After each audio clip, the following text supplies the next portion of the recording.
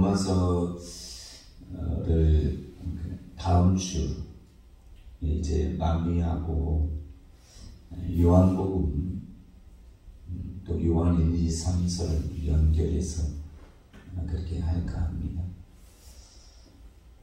사도 바울이 16장 1절에서 15절까지는 로마에 있는 정말 신실한 성도들을 문안하라 이런 내용이 있고, 또 17절과 18절은 피해야 할 사람들, 그리고 마지막 21절과 에서 23절은 자기와 함께하는 하나님의 동역자들에 대한 문안을 한다, 이렇게 편지를 이제 마무리하고 있는데,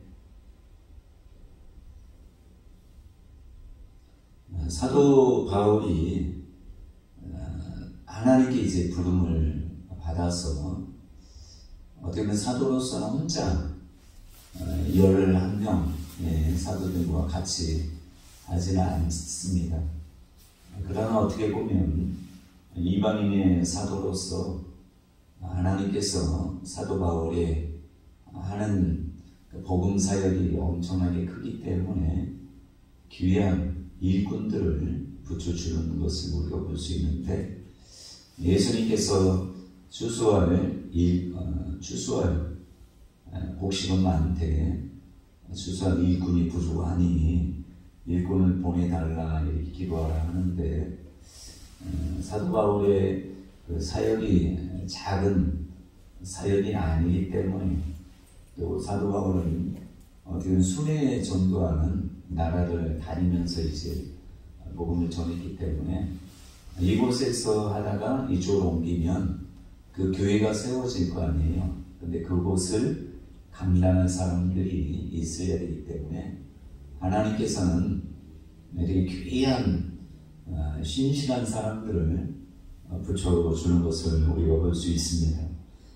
디모데 같은 경우는 그의 외할머니가 믿음이 있었고, 또 어머니 유니게에도 있는 그 믿음이 디모데에게도 있었는데, 이 디모데는 루스드라인가요? 거기에서 만났는데, 사도 바울이 아들, 다른 성경에 보면 디모데 전후서에 보면 믿음 안에서 참 아들된 디모데에게, 또 사랑하는 아들 디모데에게 내 아들아 이렇게 합니다.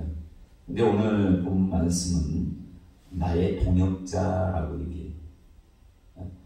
본인이 볼 때는 엄청나게 제자 같은 사람인데도 동역자로 이렇게 삼는 이것들을 볼 때 사도 바울이 권위를 내세우는 것이 아니라 하나님의 일에 있어서는 많은 사람들을 함께 할 때 하나님의 은혜 가운데 잘 섬기는 그런 위치에 있었기 때문에 하나님께서 귀한 사람들, 디모데뿐만 아니라 친척, 누기요, 야손, 소시바도, 데피라는 글을 써주는 더디오, 또 나와 온 교회를 돌봐주는 물질로도 돕고 한 가이오라는 사람, 또 재무관, 위에 어떤 세상에서 위에 위치해 있는 에라스도, 또 형제 구아도, 이렇게 하나님께서 정말 귀한 분들을 많이 붙여줘서 나중에 이제 로마가 복음화 되는데 놀라운 일을 행한 것을 우리가 볼 수 있습니다. 로마서 이것들을 볼 때 로마가 콘스탄틴 황제를 통해서 우리가 변화됐다고 얘기하는데, 사도 바울의 그런 헌신과 또 사도 바울의 제자들, 이런 사람들을 통해서, 또 동역자들을 통해서 로마가 하나님의 믿는 귀한 기독교 종교가 되지 않았나 이 생각이 듭니다. 모든 면에서 보면 하나님이 사람들을 세울 때는 함께하는 사람들을 또 신실한 사람들을 붙여야지 하나님의 귀한 일을, 하나님의 나라를 확장할 수 있다는 이 생각이 드는 것이, 여러분 사울 왕 때는 그렇게 훌륭한 사람들이 별로 없었어요. 몇 사람. 그래서 사울 왕 때 골리앗이라는 한 장수가 나왔을 때 전혀 힘을 못 쓰고 다 두려워하는, 블레셋 한 사람 때문에 이렇게 두려워하는 그런 모습이었지만, 다윗이 왕으로 세워질 때는 다윗보다 더 잘 싸울 수 있는 그런 수많은 사람들이 부하로, 또 여러 많은 각각 곳에서 찬양하는 사람, 제사 드리는 사람, 수많은 사람들이 다윗의 수하에 이렇게 있는 것을 우리가 볼 때, 그렇기 때문에 다윗 때 신하들이 이제 솔로몬 때 든든하게 지킴으로 인해서 나단 선지자나 사독 대제사장 이런 사람들이 포진에 있었기 때문에 그 솔로몬의 영화가 온 그 주변의 나라들의 소문나고 하는 거 아니겠습니까? 그래서 제가 이 바울 기도회를 보면서도 정말 하나님께서 귀한 신실한 사람들을 이렇게 같이 동역할 때 진정한 부흥이 있을 수 있겠다 이 생각이 드는 것이, 뭐든지 보면 혼자 할 수 있는 일은 없습니다. 그래서 제가 자주 말씀드리지만 오중직임이라는 것도 보면 사도, 선지자, 복음전도자, 목사, 교사, 이분들이 각자, 그러니까 조그만 한 교회의 오중직임이 아니라 전체 지역에 대한 어떤 교회의 오중직임이 이제 세워질 때 든든하게 교회들이 세워지는 것을 우리가 알 수 있습니다. 초대교회 오순절 다락방 이후의 역사를 보셔도 선지자도 있고 사도도 있고 또 예언하는 사람도 있고, 그러나 초대교회가 이제 핍박을 통해서 흩어짐에도 불구하고 얘들이 긴밀히 연결되면서 나중에 전 세계에 복음이 전파되는 것이 아니겠습니까? 그래서 저와 여러분들도 예수님이 요한복음 17장에 기도한 것처럼 우리가 하나님과 하나가 된 것처럼 저들도 하나가 되게 해달라고 간절히 기도했습니다.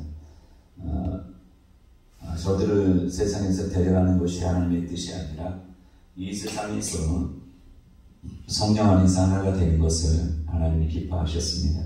그래서 많은 교회들이 먼저 하나가 되는 그런 일이 있을 때 하나님께서는 온전한 부흥을 주실 것입니다. 제가 오늘 저희 신앙교회 목사님 교회에 갔어요.